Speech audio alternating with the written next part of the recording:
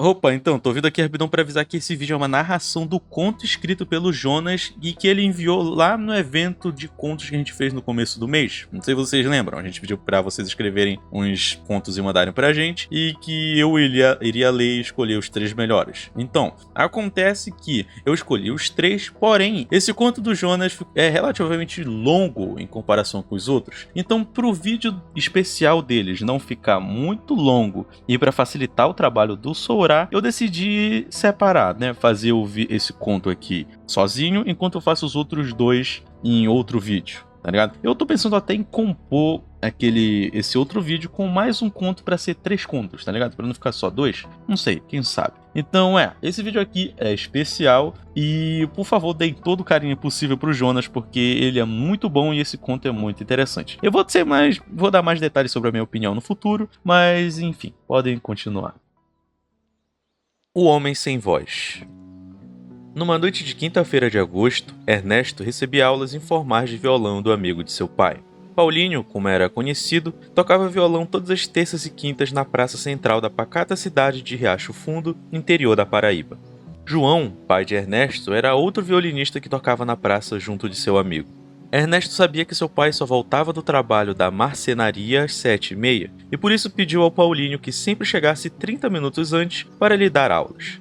Neco, que era como os amigos de Ernesto o chamavam, sempre foi apaixonado por música. Desde a primeira vez que ele foi levado numa roda de choro aos 16 anos, nunca perdeu a vontade de aprender a tocar como aqueles senhores que solavam sem parar naquela noite. Quando o pai saía para trabalhar, ele entrava no quarto dele e pegava escondido um instrumento com um tampo de cedro canadense e fundo de jacarandá preto e tentava tirar de improviso o que ouvia das músicas do rádio. Frustrado por não conseguir, pediu ao seu pai que lhe matriculasse em um curso de violão, e finalmente Neco pôde se desenvolver no instrumento. João havia chegado em casa, tomou banho, se arrumou e, com seu violão, partiu com Paulinho para encontrar seus velhos amigos na praça. "Bora com a gente, Neco, faz esse violão chorar um pouco", disse o seu professor informal. Porém, ele não sentia que estava apto a participar da roda e que apenas iria atrapalhar. Mesmo passados 2 anos desde que ele entrou no curso, ainda não tocava tão bem quanto o seu pai ou quanto os senhores daquela noite emblemática. "A graça do improviso está no erro, pois se não houver erro, não haveria improviso." Após ouvir essas palavras de seu pai, Neco se sentiu mais confiante e resolveu ir junto com eles, mesmo se arrependendo da decisão 10 segundos depois, mas não tinha como voltar atrás. Chegando próximo ao ponto de encontro, Neco já conseguia visualizar o grupo tocando na esquina. Um homem alto de cartola acenou com entusiasmo para os 3 e chamou a atenção do restante do pessoal. Eles se cumprimentavam por apelidos, pois era assim que eles se chamavam entre si. O homem forte e careca era conhecido como o grandão do bandolim. Paulinho era o sereno do violão. O moreno alto de cartola era o esguio da flauta. João era o médico do violão. E o gordo de bigode era o mágico do pandeiro. Cada apelido era formado com base na personalidade, característica física ou excelência, junto com o instrumento que tocava cada indivíduo. Depois que finalizaram o breve bate-papo, estava na hora de começar o show. Não havia plateia, pois o show era somente deles, e de mais alguém que porventura se interessasse pela música de um grupo formado por pessoas tão excêntricas. Paulinho deu início com um trecho do prelúdio número 3 de Vila Lobos.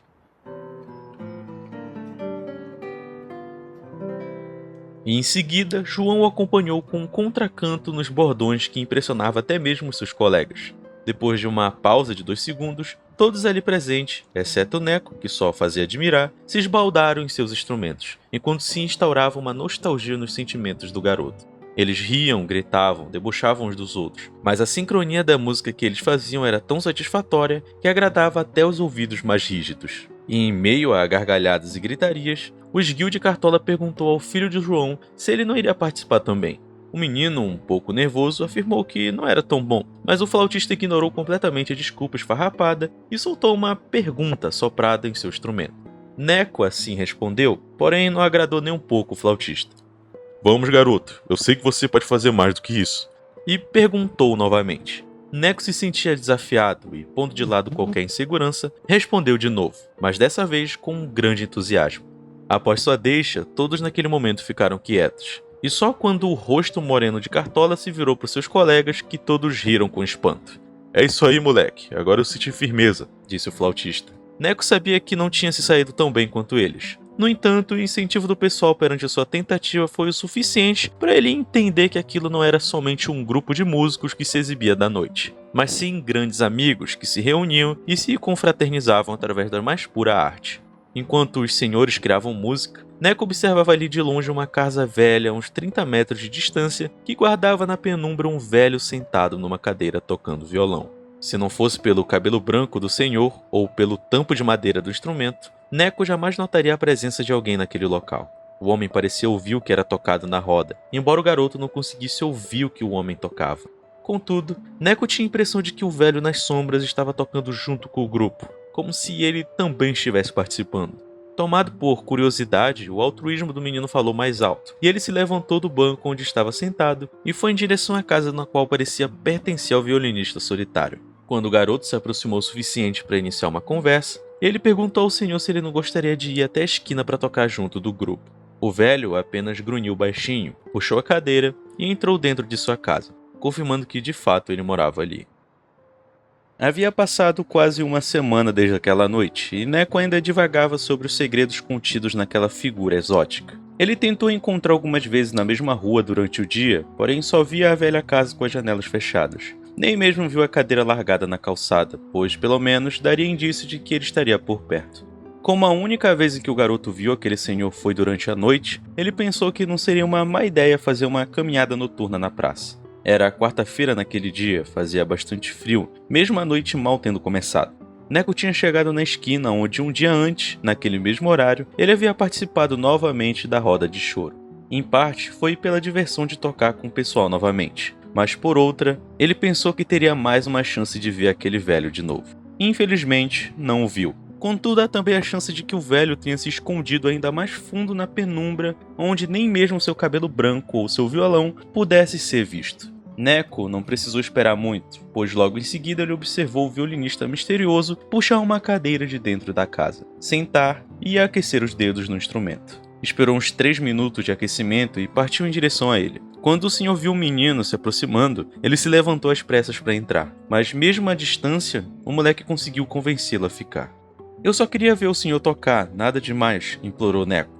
O velho não parecia estar confortável, entretanto, pensou ele que talvez o garoto fosse embora depois de ouvir uma ou duas músicas. Sem esboçar uma única palavra, o homem sentou novamente na cadeira, respirou fundo e executou uma peça chilena conhecida como Coral del Norte.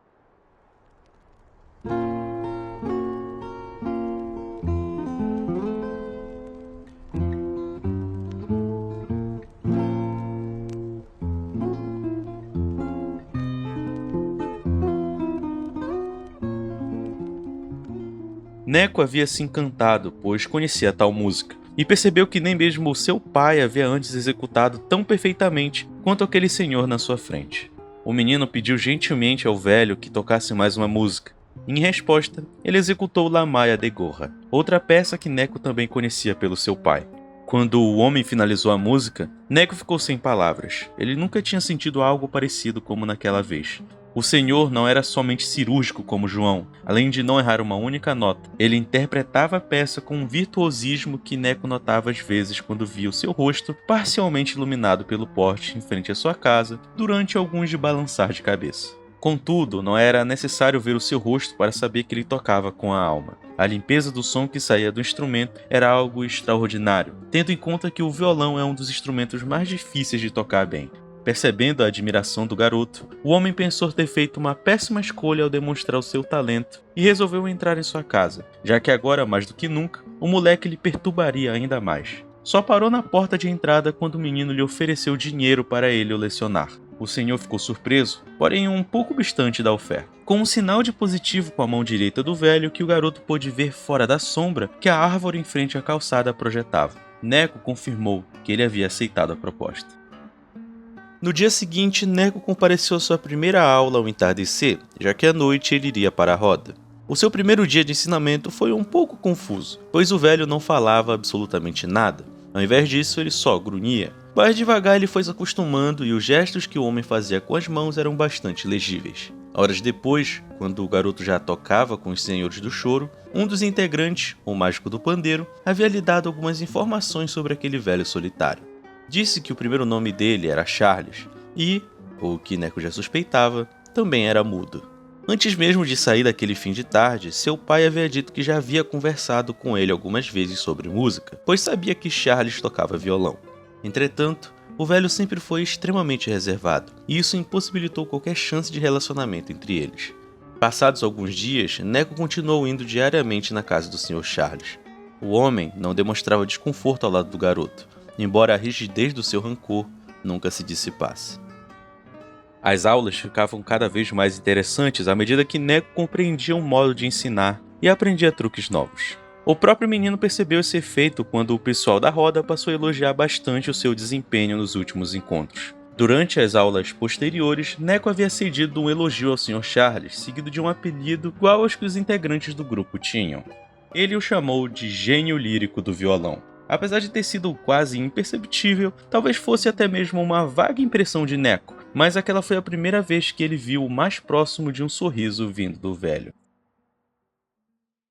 Foi numa sexta-feira, início do mês de setembro, que Neco presenciou uma cena verdadeiramente sinistra. Ele havia chegado à casa do Sr. Charles para mais uma aula, mas ao bater mais de 3 vezes na porta e não ter tido nenhuma resposta, resolveu entrar assim mesmo. Na sala, ele observou calado o senhor vindo da cozinha até a porta com os olhos totalmente vendados. Antes de ele tatear a maçaneta, o garoto disse que já havia entrado, dando um baita susto no velho. Arrancando a venda do rosto, saiu de volta para a cozinha resmungando entre os cômodos até encontrar o seu próprio violão. Depois desse acontecimento, Charles passou a ficar ainda mais reservado, chegando ao ponto de usar um sobretudo e óculos escuro dentro da casa. As aulas naquele período às vezes nem tinham a tutela do homem, fazendo com que Neco se virasse do jeito que dava. As lições na casa de Charles passaram a ser de segunda a sexta, enquanto aos sábados e aos domingos Neco fazia as lições sozinho em sua casa, embora sua mãe lhe auxiliasse de vez em quando, já que ela também era musicista. O fato mais marcante na vida de Neco, sem sombra de dúvida, veio na metade do mês. O garoto havia ido à casa de Charles durante o entardecer, e não antes, como era de costume. Ao bater na porta algumas vezes e não ouvir nem ao menos passos como resposta, Neco se preocupou de que a cena escabrosa pudesse novamente se repetir. Quando ele abriu a porta na esperança de que não visse o velho vendado, se aliviou, pois ele não via ninguém naquela sala. Procurou na cozinha, no banheiro, nos fundos, mas em nenhum lugar ele viu o Sr. Charles. Só restava agora olhar o quarto dele.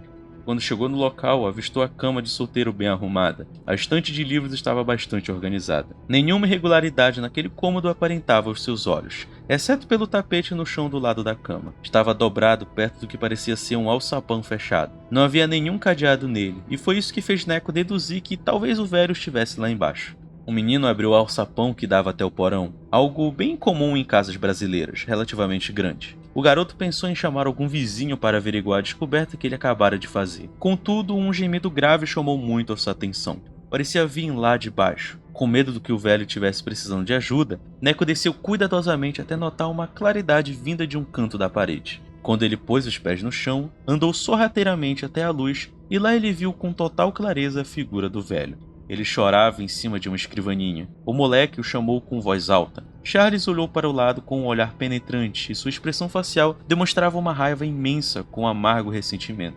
Neco, já apavorado, nem ousou dar um passo à frente, e quase cambaleando para trás, apressou os passos para se retirar daquela atmosfera hostil e macabra.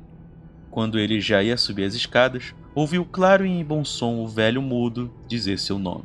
Agora, mais apavorado ainda, o garoto se sentiu confuso, pois em nenhum momento durante todas essas semanas em que ele compareceu na presença do velho Charles, ele sequer ouviu uma única sílaba sair de sua boca. O velho somente se comunicava através de gestos e grunhidos. Sabendo da importância daquela fatal ocorrência no subsolo, o menino se virou e voltou até onde estava.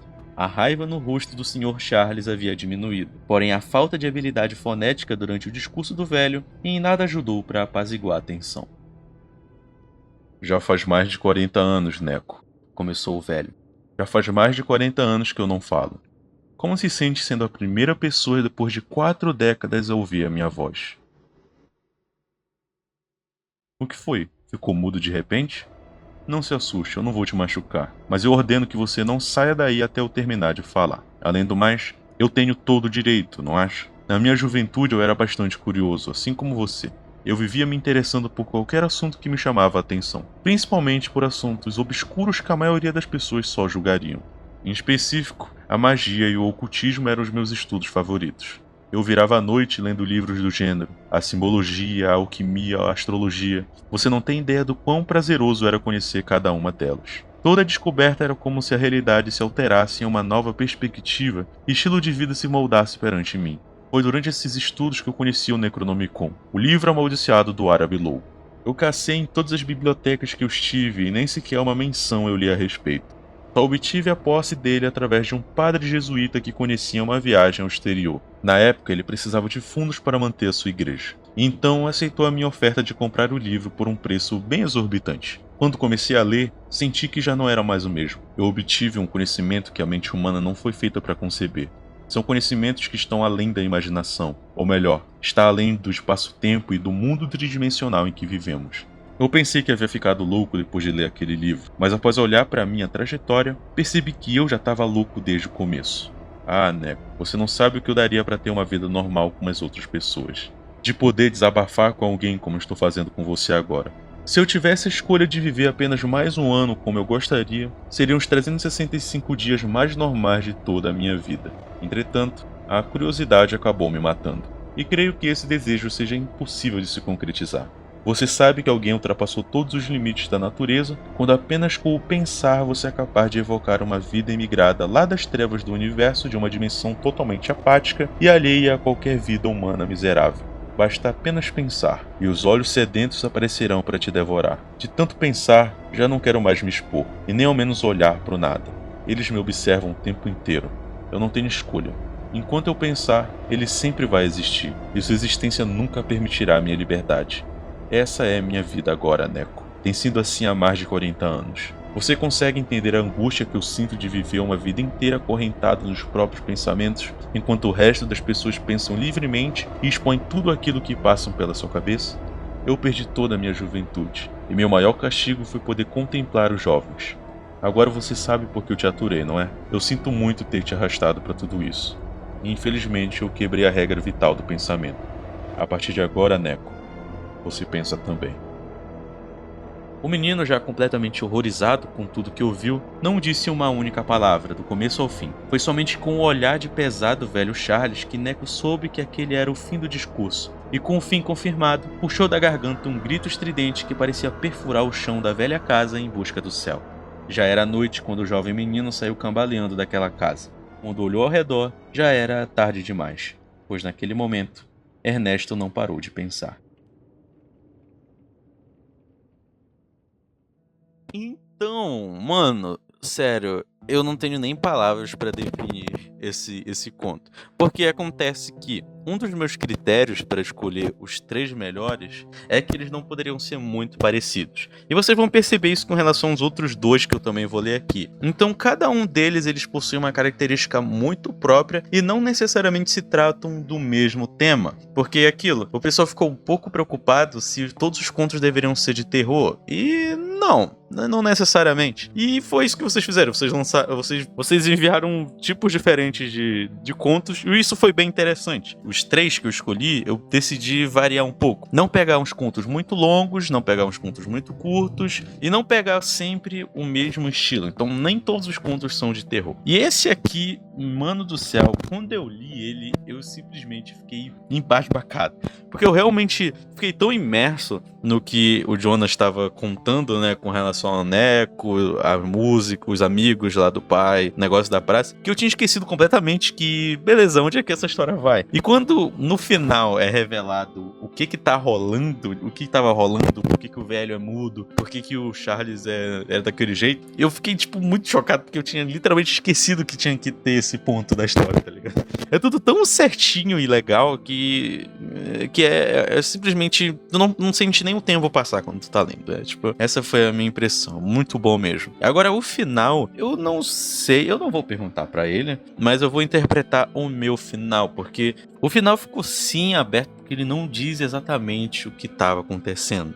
Só que, considerando que o Necronomicon fez com que, como o velho tinha conhecimento do Necronomicon, quando ele pensava ou falava, aquilo invocava alguma parada lá de outra dimensão, né? E como o Neco também sabia agora, e ele não tinha o mesmo controle que o velho, no momento que o Neco sai do apartamento, ele começou a sem querer invocar diversos outras criaturas. Sei lá, foi a minha interpretação.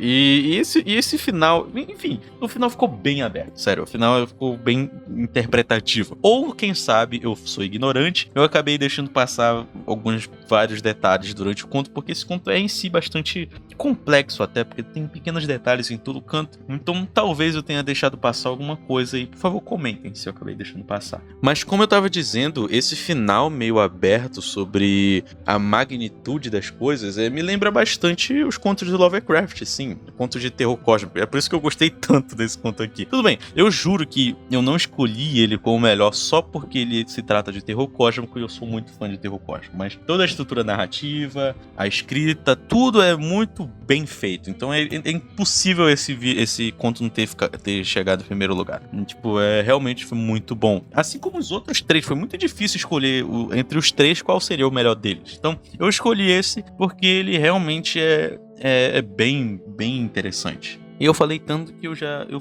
até esqueci o ponto que eu ia chegar com isso. Mas, enfim, esse conto, da forma como ele é, né, descrito, lembra bastante os contos do Lovecraft. Principalmente porque começa num lugar comum, né, que é na parte da história onde é tudo normal, aparentemente normal. E aos poucos, existem os extremos, né? Aos poucos a história vai mostrando a bizarrice dela, ou acontecem situações como essa aqui, em que a parada é totalmente chocada, tá ligado? Tipo, um negócio que tu não espera. Até porque tu tá tão imerso na outra narrativa que tá sendo contada que tu esquece que essa história é uma história de terror. Então, foi muito bom, sério, muito bom mesmo. Deem todo o carinho possível pro Jonas, porque ele merece. Esse conto ficou muito bom. Então, antes da gente acabar, eu só queria lembrar que sim, eu ainda vou lançar um outro vídeo lendo outros 2 contos que foram os outros vencedores do evento. E, aliás, eu tô até pensando em fazer isso de novo, já que, né, a gente tá no mês do Halloween, então nada melhor do que fazer algo especialzinho com a ajuda de vocês, né? Enfim, eu vou pensar um pouco mais nesse caso. Então, sim, se acalmem, vai ter mais um vídeo com os outros 2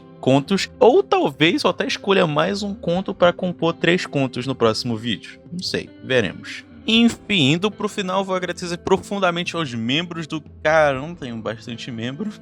Eu não lembrava que tinha tanto membro. Enfim, muito obrigado, sério, a todos os membros. Muito obrigado por todo o carinho e por todo o apoio que vocês dão pra gente. Eu juro que a gente tá dando o nosso melhor pra lançar o melhor tipo de conteúdo possível e compensar vocês por todo esse, né, carinho que vocês dão pra gente. Sério, muito obrigado mesmo. Eu queria agradecer, claro, aos membros de Platina, que no caso é o Muni, o Dimitri e o Murilo Lobos. Muito obrigado vocês 3, muito obrigado por serem membros de Platina, estarem no maior ranking. E você, Murilão, não se preocupe, eu juro que vou conseguir me lembrar de gravar aquele vídeo que a gente combinou de gravar junto, eu juro. É claro que junto nesses agradecimentos eu vou agradecer ao Sourá por ter editado esse vídeo maravilhosamente, como sempre, e estar junto com a gente mais uma semana. Muito obrigado, Sourá, muito obrigado mesmo por ser o meu sócio, não é mesmo? E também, muito obrigado pelo vídeo incrível de Smile Tapes. Eu falei isso no último vídeo, mas, sério, muito bom. Parabéns, parabéns, camarada. E, aliás, eu também queria agradecer ao Raiken, na verdade eu queria agradecer ao Raiken e a galera da staff por ter organizado